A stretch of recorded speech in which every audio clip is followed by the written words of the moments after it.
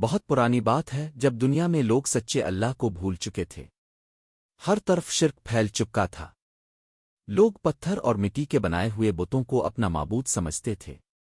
وہ ان کے سامنے جھکتے، ان سے دعائیں مانگتے اور انہیں اپنی زندگی کا سہارا سمجھتے تھے۔ اسی دور میں ایک عظیم پیغمبر پیدا ہوئے، پرافٹ ابراہیم۔ بچپن ہی سے حضرت ابراہیم کا دل سچائی کی تلاش میں تھا۔ وہ اکثر سوچتے رہتے، یہ لوگ کن چیزوں کو پوج رہے ہیں؟ کیا یہ بت واقعی سن سکتے ہیں؟ کیا یہ ہماری مدد کر سکتے ہیں؟ ایک رات انہوں نے آسمان کی طرف دیکھا۔ ستارے چمک رہے تھے۔ انہوں نے کہا، کیا یہ میرا رب ہے؟ لیکن جب ستارہ غروب ہو گیا تو انہوں نے کہا، میں ان چیزوں کو پسند نہیں کرتا جو غروب ہو جاتی ہے۔ پھر انہوں نے چاند کو دیکھا جو زیادہ روشن تھا۔ انہوں نے سوچا، شاید یہ میرا رب ہو۔ لیکن چاند بھی غروب ہو گیا۔ پھر انہوں نے سورج کو دیکھا، سب سے زیادہ روشن۔ انہوں نے کہا، یہ سب سے بڑا ہے، شاید یہ میرا رب ہو۔ لیکن جب سورج بھی ڈوب گیا تو حضرت ابراہیم نے سچ کو پہچان لیا۔ انہوں نے کہا، میں اپنا رخ اس ذات کی طرف کرتا ہوں جس نے آسمانوں اور زمین کو پیدا کیا، اور میں شرک کرنے والوں میں سے نہیں ہوں۔ حضرت ابراہیم کی قوم کا سردار ایک ظالم بادشاہ تھا جس کا نام نمرود تھا۔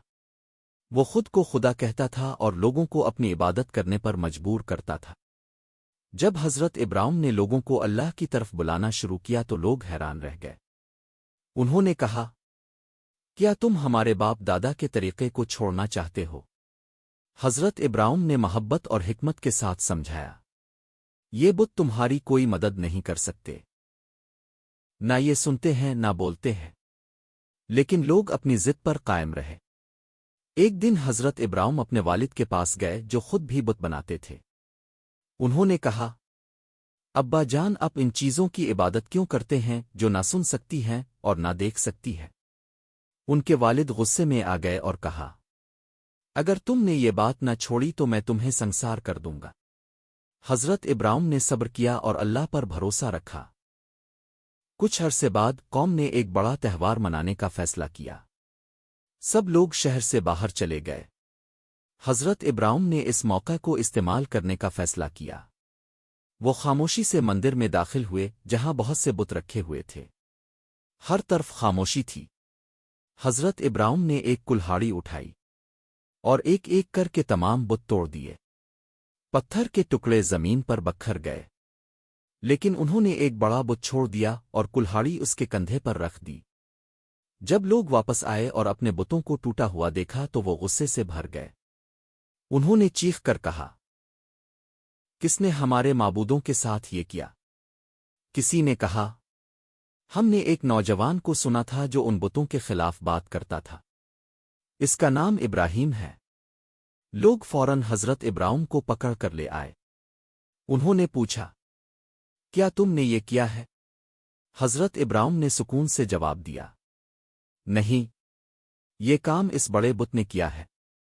اگر یہ بول سکتا ہے تو اس سے پوچھ لو۔ لوگ کچھ لمحوں کے لیے خاموش ہو گئے۔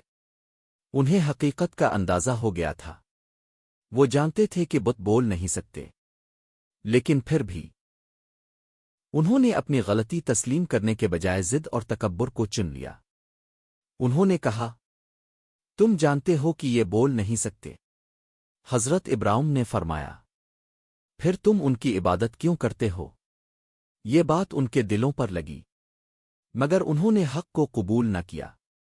آخرکار انہوں نے فیصلہ کیا، ابراہیم کو سخت سزا دی جائے، اسے زندہ جلا دو۔ انہوں نے ایک بہت بڑی آگ جلانے کی تیاری شروع کر دی۔ لوگ دور دور سے لکڑیاں لانے لگے۔ آگ اتنی بڑی ہو گئی کہ اس کی شدت سے کوئی قریب نہیں جا سکتا تھا۔ حضرت ابراہیم کو رسیوں سے باندھ دیا گیا۔ لوگ ان پر ہنس رہے تھے مگر وہ بالکل نہیں ڈرے۔ ان کا دل اللہ کے یقین سے بھرا ہوا تھا۔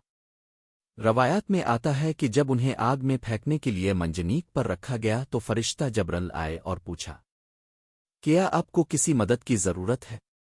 حضرت ابراہیم نے فرمایا، مجھے اب سے نہیں، صرف اللہ سے مدد چاہیے۔ پھر وہ لمحہ آیا حضرت ابراہیم کو بھڑکتی ہوئی آگ میں پھینک دیا گیا، لیکن اسی وقت ایک عظیم معجزہ ہوا۔ اللہ تعالیٰ نے حکم دیا، اے آگ، ٹھنڈی ہو جا اور ابراہیم کے لیے سلامتی والی بن جا۔ اچانک آگ ٹھنڈی ہو گئی، اس کی شدت ختم ہو گئی، وہ آگ جو ہر چیز کو جلا دیتی ہے حضرت ابراہیم کے لیے راحت بن گئی۔ حضرت ابراہیم آگ کے اندر بالکل محفوظ رہے، نہ انہیں کوئی نقصان پہنچا، نہ ان کے کپڑے جلے۔ لوگ حیرت سے یہ منظر دیکھ رہے تھے، ان کی آنکھیں کھلی کی کھلی رہ گئیں۔ جب حضرت ابراہیم آگ سے باہر آئے تو وہ بالکل صحیح سلامت تھے۔ یہ دیکھ کر لوگ دنگ رہ گئے، کچھ لوگوں کے دل بدل گئے، لیکن بہت سے لوگ پھر بھی اپنی ضد پر قائم رہے۔ سبق: اللہ ہر چیز پر قادر ہے۔